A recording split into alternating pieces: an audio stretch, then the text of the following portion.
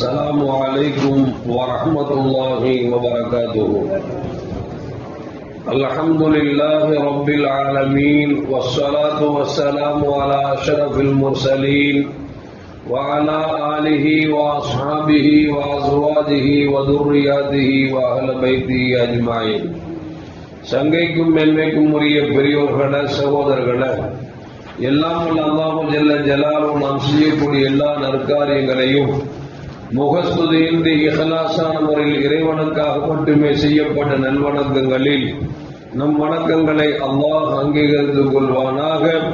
நாம் செய்யக்கூடிய வியாபாரங்களிலும் தொழில்துறைகளிலும் நஷ்டமில்லாத ஹலாலான முறையில் நிரம்ப லாபத்தை பெற்று அந்த லாபகரமான வாழ்க்கை கொண்டு தம் தேவைகளையும் தேவை உடையவர்களின் தேவைகளையும் நிறைவேற்றக்கூடிய நல்ல பொருளாதாரத்தையும் உள்ள விசாலத்தையும் அல்லாஹ் நம் அனைவருக்கும் வழங்கி அல்வானாக. கஞ்சத்தனம் என்கிற தீய பண்பை விட்டு அல்லாஹ் நம்மை பாதுகாத்துக் கொள்வானாக. நம் கரங்களை என்றென்றும் கொடுக்கும் கரங்களாக ஆக்கி அல்வானாக. யாசிக்கும் கரத்தை விட்டு அல்லாஹ் நம்மை பாதுகாத்துக் கொள்வானாக. நம்மை இந்த உலகத்தில் வாழ வைக்கும் காலமெல்லாம் நோயினுடைய இன்றியுள்ள ஆரோக்கியத்தோடு அல்லாஹ் நம்மை வாழ செய்வானாக. அந்த ஆரோக்கியமான வாழ்க்கை கொண்டு அல்லாஹ் ரசூலை நெருங்கக்கூடிய அனைத்து நல்லவர்களையும் புரியக்கூடிய நல்ல முத்தகின்களின் கூட்டத்தில் நம்மை ஆக்கி அருள்வானாக. திடீர் மரணங்களை விட்டும் தீய மரணங்களை விட்டும் நம்மையும் நம் குடும்பத்தையும் நம் சமூகத்தையும் அல்லாஹ் முழுமையான முறையில் பாதுகாத்துக் கொள்வானாக. மருத்துவமனையின் செலவினங்களை விட்டும் வேதனைகளை விட்டும் அல்லாஹ் நம்மை காத்தருள்வானாக.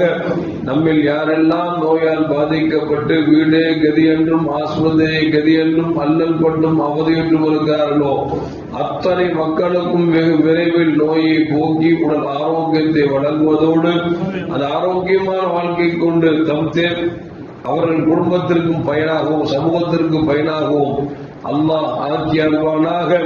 நாம் வர்ணிக்கிற பொழுது லா இலாஹ இல்லல்லாஹ் முஹம்மது ரசூலுல்லாஹ் என்ற கலிமாவை மொழிந்து ஜன்னத்துல் ஃபிர்தௌஸை கண்ணால் கண்டு அகமகிழ்ந்து சிரித்த வண்ணமா மரணிக்கக்கூடிய நல்வாக்கியம் பெற்ற மக்களில் அல்லாஹ் நம்மை ஆக்கி அருள்வானாக.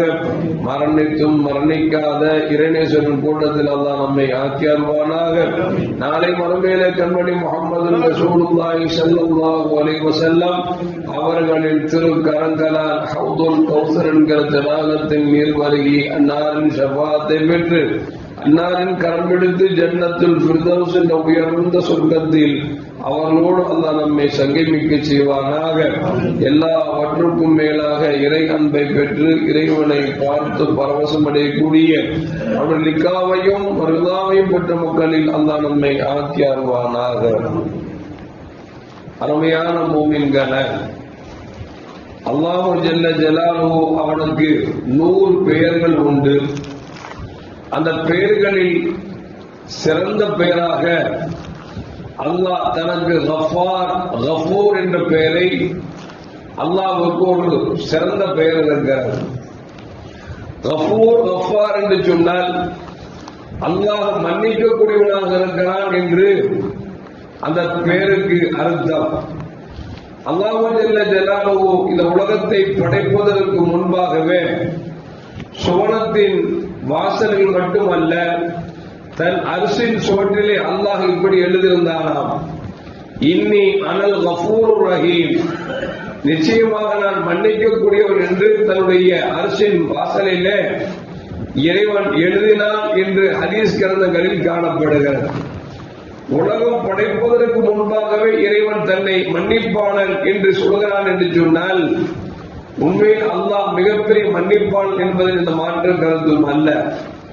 அந்த மன்னிப்பு மட்டும் இல்லை என்று சொன்னால் நம்மால் இந்த உலகத்தில் ஒரு சலப்பொழுதும் கூட வாழ முடியாது என்பதில் எந்த மாற்று கருத்தும் அல்ல.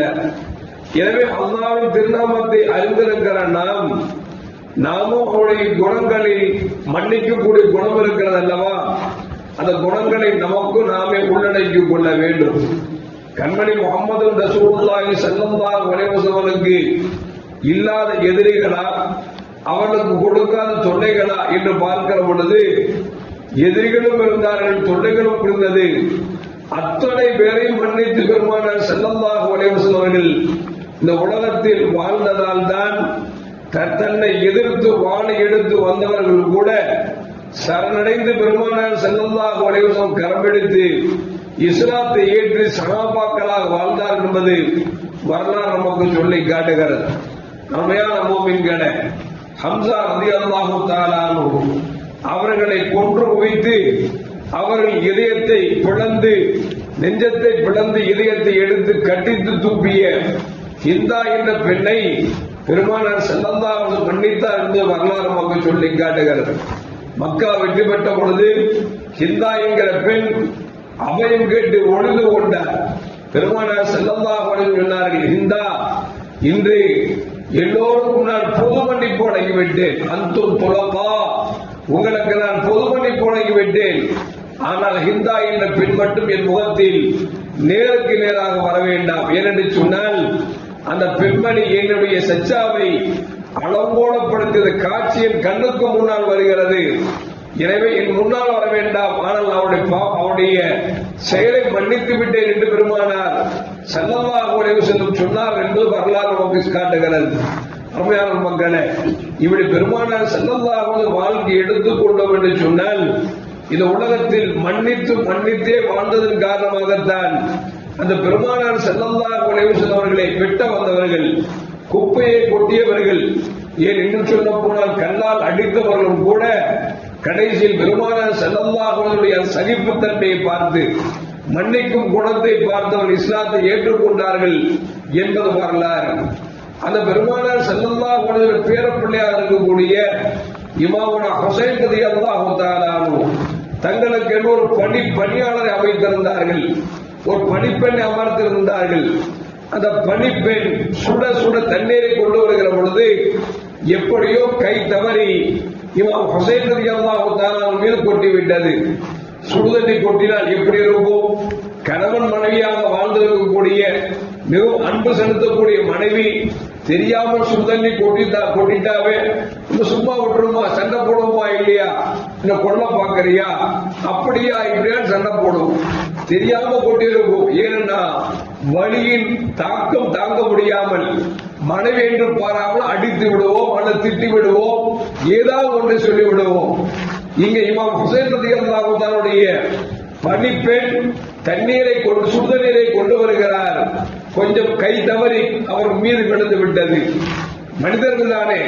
இமாம் ஹுசைன் ரலியல்லாஹு தஆலா முகம் சிவந்தவர்களாக கோபத்தில் கொப்பளிக்கிற நேரத்தில் அந்த பெண்மணி சொன்னார், வல் காதிமீன அனில் கைப், யார் கோபத்தை வென்று முழுங்குகிறார்களோ அவர்கள் சிறந்தவர்கள் என்று சொல்லி அந்த வசனத்தை ஓதி காமிக்கிற பொழுது இமாமுனா ஹுசைன் ரலியல்லாஹு அவர்கள் வந்த கோபத்தை ஆத்திரத்தை அப்படியே அடக்கி சொன்னார்கள், என் கோபத்தை நான் தாழ்த்திக் கொண்டேன், நான் பொறுமையாக இருக்கிறேன் என்று சொன்னார்கள். அடுத்து அந்த பெண் சொன்னார், வல் ஆஃபீன அனின் நாஸ், அல்லாஹ் மக்களை மன்னித்து வாழ்பவர்கள் தான் அல்லாஹ்விடத்தில் சிறந்தவர் என்று சொல்லும் பொழுது இதை கேட்ட இமாம் ஹுசைன் ரலியல்லாஹு தஆலா சொன்னார்கள், உன்னை மன்னித்து விட்டேன் என்று அந்த பெண்ணை பார்த்து சொல்லுகிறார்கள். அடுத்த வசனத்தை சொன்னார்கள், வல்லாஹு யுஹிப்புல் முஹ்சினீன், நல்லது செய்யக்கூடியவர்களுக்கு அல்லாஹ் நேசிக்கிறான் என்று சொல்லி அந்த வசனத்தை சொன்ன பொழுது தன் அடிமை பெண்ணை உன்னை உரிமை விட்டு விட்டேன் என்று சொல்லி இமாம் ஹுசைன் ரலியல்லாஹு அவர்கள் சுடுதண்ணீரை கொட்டிய அந்த அடிமை பெண்ணை உரிமை விட்டார் என்றால் இந்த வசனம் எந்த அளவுக்கு அவருக்கு மத்தியிலே தாக்கத்தை ஏற்படுத்தியது என்று நம்மால் விளக்க முடிகிறது. காரணம், கண்மணி நாயகம் ஸல்லல்லாஹு அலைஹி வஸல்லம் அவர்கள் கொடுத்த பாடம், வளர்த்த வளர்ப்பு. அந்த ஆயத்தை ஓதுகிற பொழுது ஒவ்வொரு ஆயத்தையும் செயல்படுத்தி காமிக்கிறார் என்று சொன்னால் நாமும் வாழ்க்கையில் எத்தனையோ ஹதீஸ்களை கேட்கிறோம், எவ்வளோ ஆயத்துக்களை கேட்கிறோம். முடிந்த வரைக்கும் தவிர்க்க வேண்டிய விஷயங்களை கூட நம்மால் தவிர்க்க முடிவதில்லை என்றால் காரணம், அந்த குர்ஆனின் வசனங்களும் ஹதீஸும் நம்முடைய மனதை அது பக்குவப்படுத்தவில்லை என்றால் நாம் ஆயத்தின் மீதும் ஹதீஸின் மீதும் அவ்வளவு நாம் நம்பிக்கை இல்லாமல் இருப்பதன் காரணமாகத்தான் அந்த ஆயத்தை செயல்படுத்துவதற்கு நாம் மறந்து கொண்டிருக்கிறோம் என்பதை மறந்துவிடக் கூடாது. வாழ்க்கையில் கஷ்டங்கள் நஷ்டங்கள் வரும், குடும்பங்களுக்கு மத்தியில் தொந்தரவுகள் இருக்கும், சிக்கல்கள் இருக்கும். அந்த நேரத்தில் நாம் மன்னித்து வாழ்வதே சிறந்தது என்பதை கண்மணி முஹம்மது ரசூலுல்லாஹி ஸல்லல்லாஹு அலைஹி வாழ்க்கையும் அன்னாரின் பேர பிள்ளையின் வாழ்க்கை நமக்கு சொல்லிக் காட்டுகிறது.